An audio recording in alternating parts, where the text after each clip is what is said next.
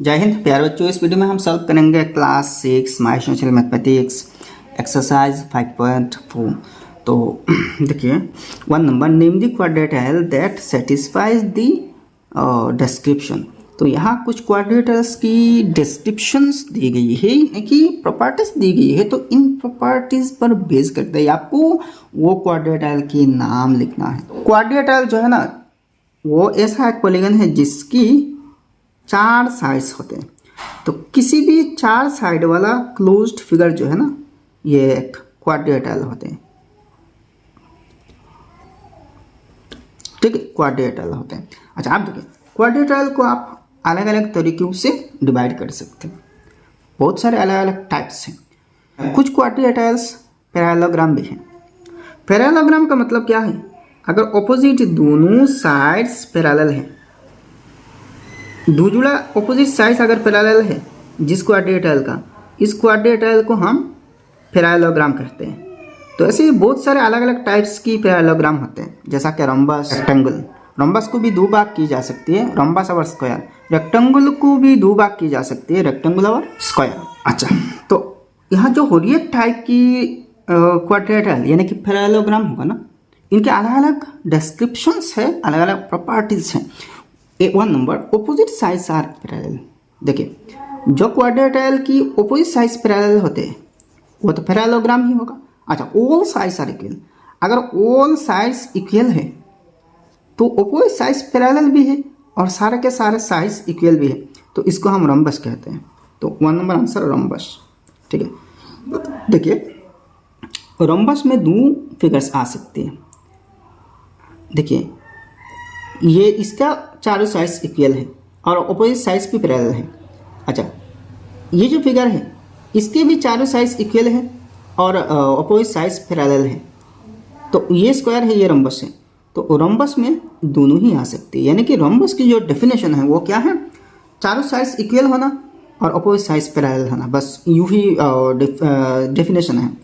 फिर जाके जब स्क्वायर और रोम्बस अलग हो जाते हैं ना, तो यहाँ एंगल की भी बात आ जाएगा। अगर एंगल 90 डिग्री है यानी कि इक्वल है, तो ये जो रोम्बस है ये स्क्वायर बन जाएगा। अगर चारों इंटीरियर एंगल्स इक्वल नहीं है, मतलब ऑपोजिट एंगल इक्वल है, ठीक है, तो वो रोम्बस ही रह जाएगा। ठीक है, तो ये बेसिक डिफरेंस है। 2 नंबर देखिए 1 एंगल इक्वल्स 90 डिग्री, एक एंगल 90 डिग्री है। अच्छा, opposite sides are parallel, opposite sides parallel भी है।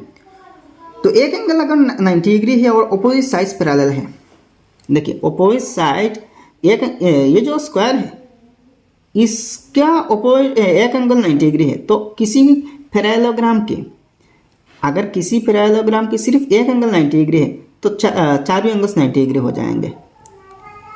तो ऑपोजिट साइड्स पैरेलल है, चारों एंगल्स 90 डिग्री करके है, तो ये तो स्क्वायर है।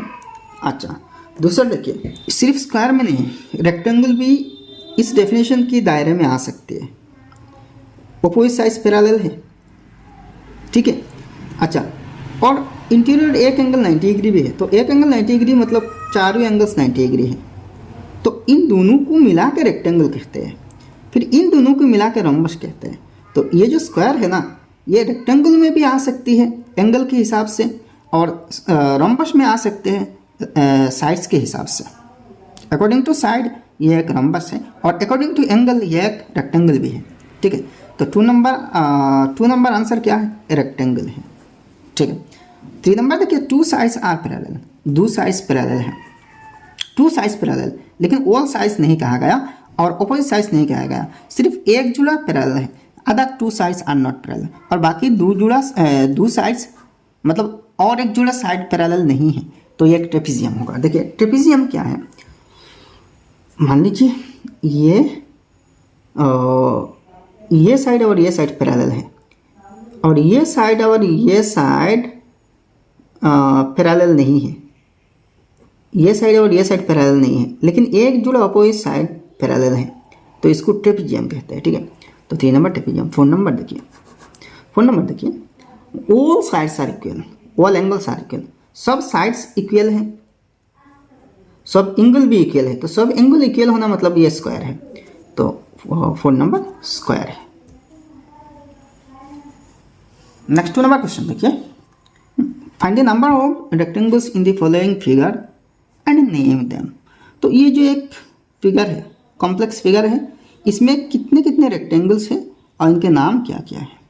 तो देखिए रेक्टेंगल मतलब क्या है, ऐसे फिगर रेक्टेंगल होते हैं, मतलब रेक्टेंगल का अपोजिट साइड्स पैरेलल होते हैं और इक्वल भी होते हैं, और इंटीरियर हो रही है एंगल 90 डिग्री करके होते हैं, 90 डिग्री करके। तो यहाँ देखिए बहुत सारे रेक्टेंगल्स बन रहे हैं। पहला देखिए ए बी सी डी, सबसे बड़ा जो रेक्टेंगल है ए बी सी डी। दूसरा देखिए A B F E, A B F E, ये भी एक रेक्टेंगल है, ठीक है ये। अच्छा, तीसरा देखिए E F C D, E F C D, ये भी एक रेक्टेंगल हो रही है।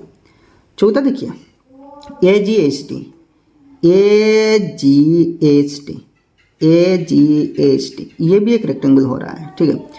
अच्छा, चौथा G B C H, G B C H, ये यहाँ भी एक रेक्टेंगल हो रहा है यहाँ। अच्छा, नेक्स्ट देखिए A ji I F I A, A ji I A, A ji I ए, अब यहाँ छोटा सा एक रेक्टेंगल है ए जी आई ए। अच्छा, next E I H T, E I H T, E I H T, ये भी एक रेक्टेंगल है। Next G B F I, G B F I, यहाँ एक रेक्टेंगल बन रही है, ठीक है।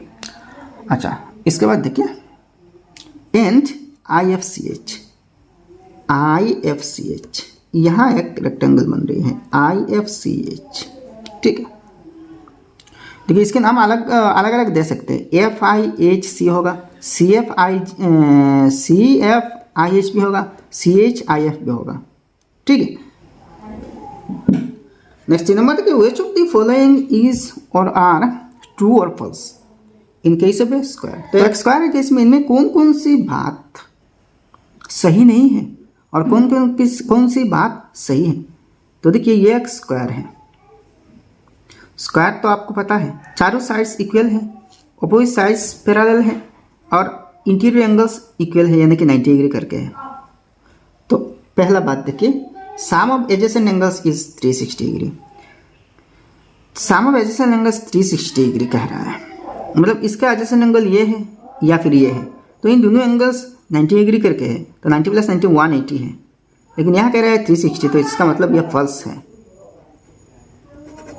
2 number diagonals bisect each other, ये जो दो डायगोनल्स हैं, दोनों डायगोनल्स एक दूसरे को बाइसेक्ट करते हैं, मतलब इक्वली काट करते हैं, यहाँ पे इक्वली एक दूसरे को काट लगाते हैं ठीक मिडिल में, बाइसेक्ट मतलब ठीक मिडिल में काट करना इक्वली, तो ये सही है। मतलब यहाँ इक्वली दोनों दो भाग हो रहे हैं, दोनों डायगोनल्स, ये डायगोनल और ये डायगोनल, ठीक है, तो ये ट्रू है। 3 number opposite sides are parallel and equal, opposite sides जो है ना पैरेलल भी है और इक्वल भी है।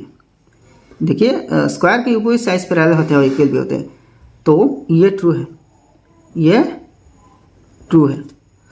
4 number adjacent sides are not equal, इस साइड का एडजेसेंट साइड ये साइड है, तो एडजेसेंट साइड्स इक्वल नहीं होते कह रहा है, लेकिन स्क्वायर के केस में एडजेसेंट साइड्स इक्वल होते हैं। चारों साइड जबकि इक्वल है तो एडजेसेंट साइड्स भी इक्वल होंगे ना, इसका एडजेसेंट साइड ये भी होगा ये भी होगा, तो ये फॉल्स है, मतलब स्क्वायर की एडजेसेंट साइड्स इक्वल होते हैं। नेक्स्ट 4 नंबर क्वेश्चन देखिए, in the following figure a square A B C D is given, state whether the following statements are true और फॉल्स। तो ये जो फिगर है इस फिगर के हिसाब से ट्रू हो के फॉल्स यहाँ लिखना, कुछ स्टेटमेंट्स दी गई है।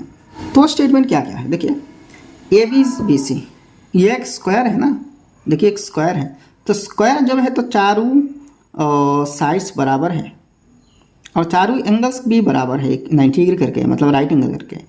और ये जो बी डी और ए सी डायगोनल है, दोनों डायगोनल इक्वल है और बाइसेक्ट करते हैं एक दूसरे को, मतलब ये पार्ट ये पार्ट ये पार्ट ये पार्ट सब आपस में बराबर है। तो A B is equal to B C, A B B C, ये साइड और ये साइड बराबर है कह रहा है। हाँ चारों साइड्स बराबर है, तो ए बी और बी सी भी बराबर होगा, ये क्या है ट्रू है, ट्रू है कि फॉल्स ये लिखना ना, तो ये ट्रू है। 2 number C D parallel to A D, ये जो सी डी है ये सी डी ए डी का पैरेलल है, यह फॉल्स है, क्योंकि सी डी अपने ऑपोजिट साइड ए बी का पैरेलल है, इसका पैरेलल नहीं होते, इस पर परपेंडिकुलर है, ये ठीक है, तो ये फॉल्स है। 3 number, angle D A B is equal to angle B C D. D A B ये एंगल, डी ए बी ये angle is equal to B C D और ये एंगल, देखिए चारों एंगल इक्वल है, तो ए और सी एंगल यहाँ दोनों इक्वल तो होंगे, तो ये भी ट्रू है।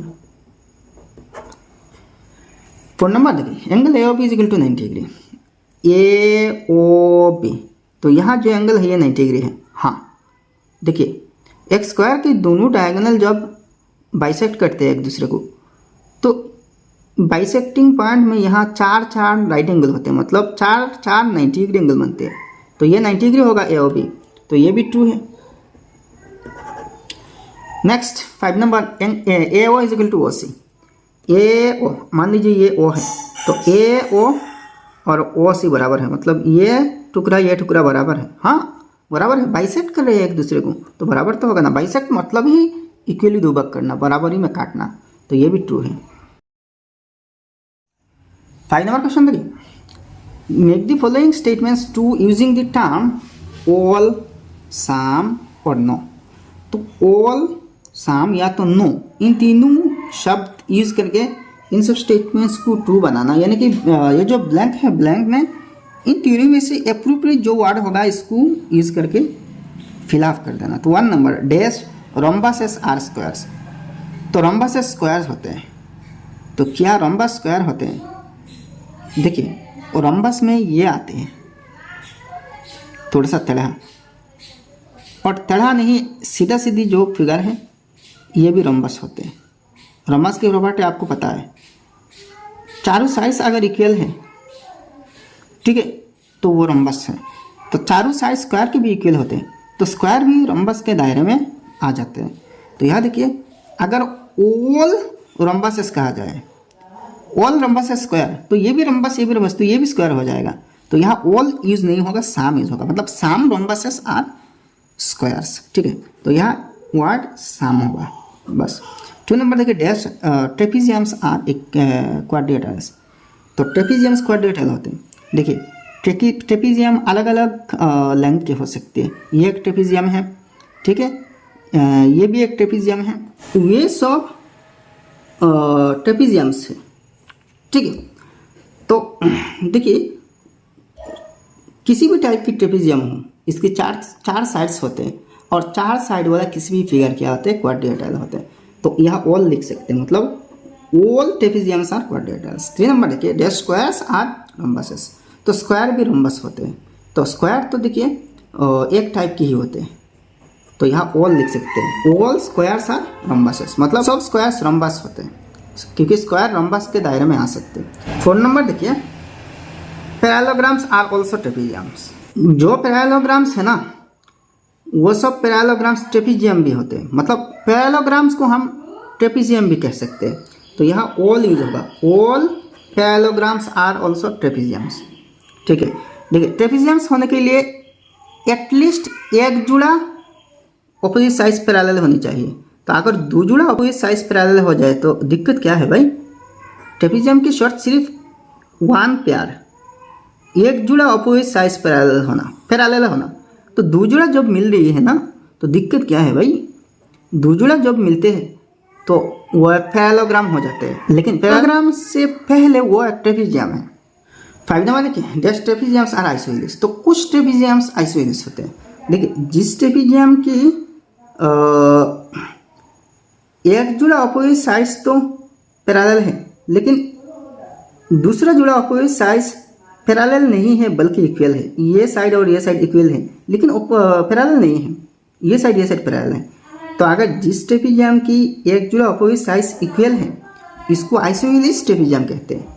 तो यहाँ देखिए some trapeziums are isosceles. Next 6 number देखिए, dash parallelograms are also quadrilaterals. तो पैरेललोग्राम्स भी एक क्वाड्रिलेटरल होते हैं, तो ओवल होगा, मतलब सारे के सारे पैरेललोग्राम्स क्वाड्रिलेटरल होते हैं। तो भाई एक्सरसाइज समाप्त हो गया। वीडियो अगर पसंद आया तो एक लाइक करना और आपके सारे दोस्तों के साथ इस वीडियो को शेयर कर देना। और आपने अभी तक हमारे चैनल सब्सक्राइब नहीं किया तो सब्सक्राइब कर लेना। तो फिर मिलेंगे अगले वीडियो में। जय हिंद, धन्यवाद।